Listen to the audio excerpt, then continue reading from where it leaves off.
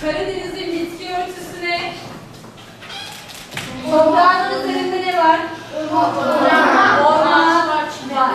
Siz şu an Siirt'tesiniz. Siirt'te ne var? Hayır. Etrafınızda tek tük ağaç var değil mi? Evet. Gel. Şunu önce sonrası yapabilir miyiz? Hangisini yaparız? Gel buraya. Yapalım.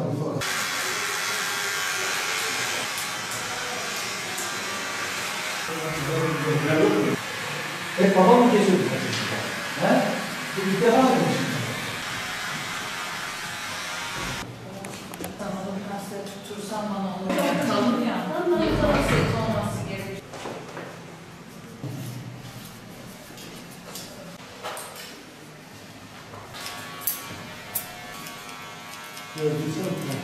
Pudra sürsene biraz.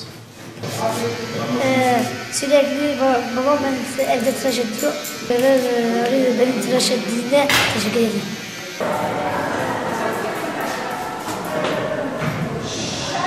Hiç konsere gitmedim. İlk defa konsere geldim. Ablalarıma teşekkür ederim. Saçlarımı kestirdikleri için. Hadi başım.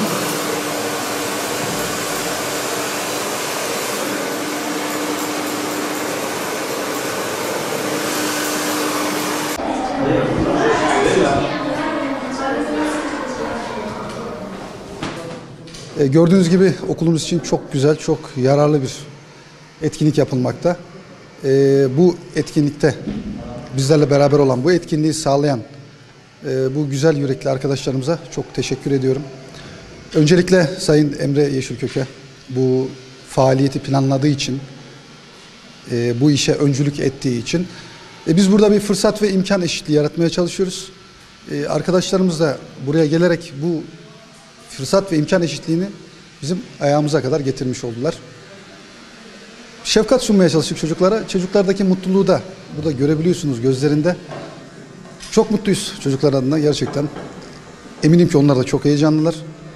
Biz inanın ki onlardan daha çok heyecanlıyız ve hayatları boyunca çocukların unutamayacakları anlar yaşadığına eminim. Bu güzel yürekli, bu iyi akıllı arkadaşlara, bizim hiç aklımıza gelmeyen bu etkinlik için çok çok teşekkür ediyorum. Çocuklarımız arasında şu ana kadar berber yüzü görmeyen pek çok çocuğumuz var. Çocuğumuza saçını kim kesiyor diye sorduğum zaman ya annesi, ya babası, ya ablası, büyük biri saçını kesiyordu. İlk defa berber görmeler hani bizim için çok sıradan bir şey olabilir. Bizim için çok normal bir şey olabilir bu oturmak ama onlar için yaratacağı heyecan, mutluluk, değişiklik inanılmaz. Eminim eve gittikleri zaman, köylerine gittikleri zaman bu konudan uzun uzun bahsedecekler, anlatacaklar. Belki bir ay boyunca bu konudan bahsedeceklerdir yani. Ve sizlerin hiçbirinin yüzünü de unutmayacaklarına eminim. Hepiniz çocuklarımızın aklında, kalbinde yer edindiniz. Belki benim için olabilecek en yararlı faaliyetlerden biri bu köy. Keşke tüm köy okullarına gidilebilse de bu tarz faaliyetler gerçekleştirilebilse. İmkanlar dahilinde tabii ki bu ne kadar mümkündür bilemem ama ben çok mutluyum bu faaliyetten benim okulum yararlandığı için. Bu kadar okul arasından seçilip bizim okul bu tarz bir faaliyette olduğu için, benim öğrencilerim bu durumdan yararlandığı için gerçekten çok mutluyum. Pek çok faaliyetler yapılıyor okullarda. Hani sıradan olabiliyor veya sadece gösteriş amacıyla bazı faaliyetler yapılmış oluyor ama bu gerçekten kalplere dokunan yararlı bir faaliyet. Biz sürekli şehir dışında karşımıza çıkıyordu bu şekilde milletler hani köy okullarına çocukları tıraş etmeye gidiyorlardı. Biz de dedik hani Siirt'te araştırdık yaşanmış mı yaşanmamış mı diye. Baktık ki Siirt'te hiç böyle bir olay yaşanmamış, böyle bir proje yürürlüğe girmemiş. Biz de dedik hani kendi imkanlarımızla böyle bir şey yapalım hani bir proje hazırlayalım dedik. Milli Eğitim Müdürlüğü'ne başvurduk, onayını aldık. Sayın Valimizin, Milli Eğitim Müdürümüzün onayını aldık. Bu mesleği 12 senedir yapıyorum ve sürekli hani bir tek maddi yönden yapılmaması gerektiğini anladım bu mesleğin. Hani bir karşılık beklemeden, bir çıkarın olmadan yapabilmeni hani gösterebilmek istedik insanlara bu şekilde.